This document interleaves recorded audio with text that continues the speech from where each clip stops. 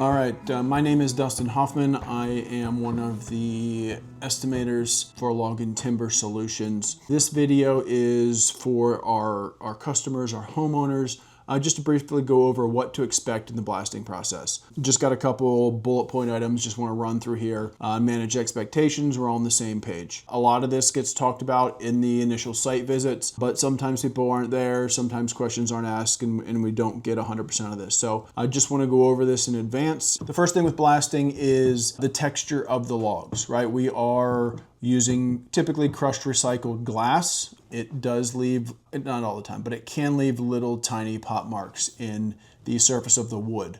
Not always. Sometimes it's perfectly smooth. That is dependent on the condition of your wood. How degraded and soft and pithy are they? The blast media will eat any of that soft, pithy material up. You're going to have good, clean, sound wood after the blast. You know, you may have tiny little dimples. Think of like a golf ball. Obviously significantly smaller than that. And depending on the number of coats that you're getting as well, can really fill up a lot of that. You know, that extra texture is a good thing. You get extra surface area, which allows more product to stick, which also allows that protection system to last longer with that more product on there. So something to be aware of. The exterior profile of your logs may have a little extra texture. What we see a lot of the times is the really old logs get a little wavy between the grains. You know, the grains of the wood are more dense and they are a little more resistant, and the softer parts in between, and it gets kind of a wavy profile. So if we blast and it's too rough, you don't like it. You know, we have had one, maybe two people in the last 5 or 6 years in that scenario. We can go back and sand or take Osborne brushes and go over the entire cabin and re-smooth it out. I mean, that's obviously a large endeavor. It's additional option, but we can do that if that's going to bother you. So the other thing is, you know, we are blasting,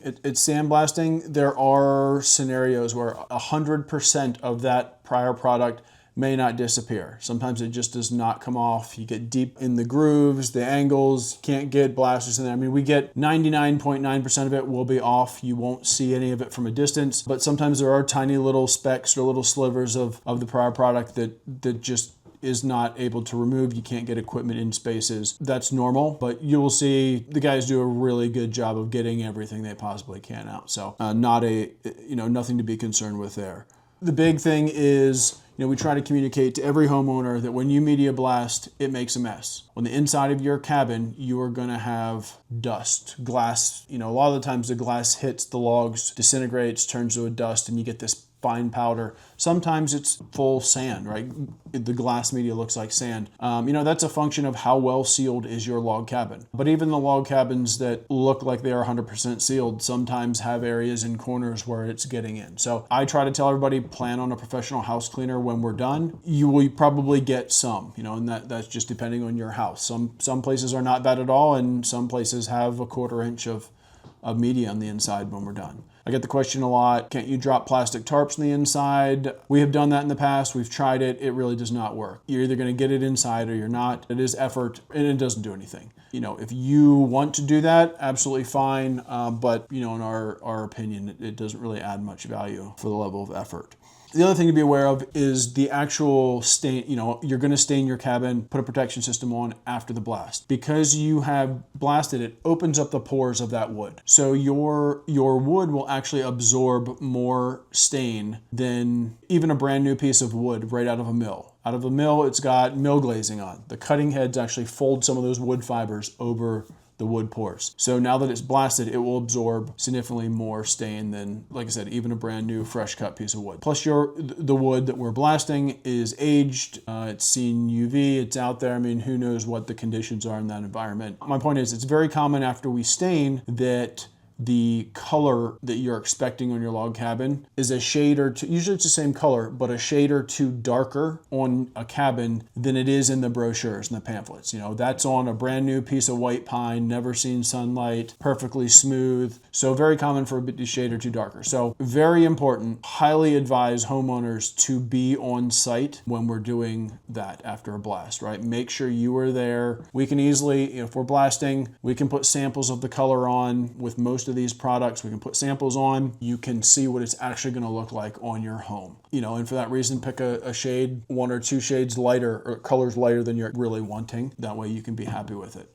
homeowners do not need to be there, right? But this alleviates the colors. We are not liable for the color, right? We can't control that. It's a combination of what pigment we're putting on as well as your wood condition, and we can't know that in advance. So really advise you to be there. If you ask us, we will absolutely take pictures and we can text you pictures of those samples if you can't be there. But also be aware, there are a lot of times where you can hold a picture up. You take a picture and you hold it up to the log. It does not look the same on the picture as what you're looking at in real life. So again, highly advise homeowners to be on site, be present when we're putting that stain on to witness it. And we can change it if it's too light. We can put the second coat a darker color, or we can stop and put a lighter coat on the top so we're not darkening it anymore if there's really objections. But also keep in mind, I mean, most of the systems get multiple coats, right? So the first coat's probably going to be lighter. The second coat will get darker. For blasting, we're going to protect a lot of that house, windows, doors, light fixtures. We might pull downspouts off, but just be aware that it is a little inconvenient. If you've got certain doors that you need access to let pets out, or you need that window open to sleep, or something, right? Obviously,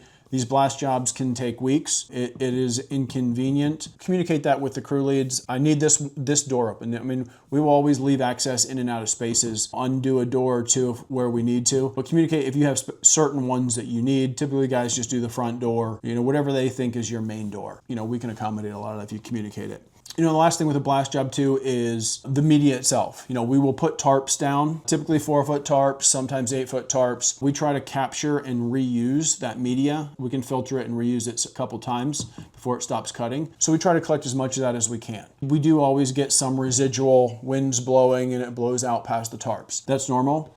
At the end of the job, we will take a blower and we dissipate that around. So hopefully it's not noticeable, but you may have some. I mean, that really just depends on environment, wind. But it is not harmful, doesn't hurt flower beds. It's essentially sand. And a lot of people say it's actually good for aerating soil and whatnot. So I think those are really the items that homeowners should be aware of before we start blasting.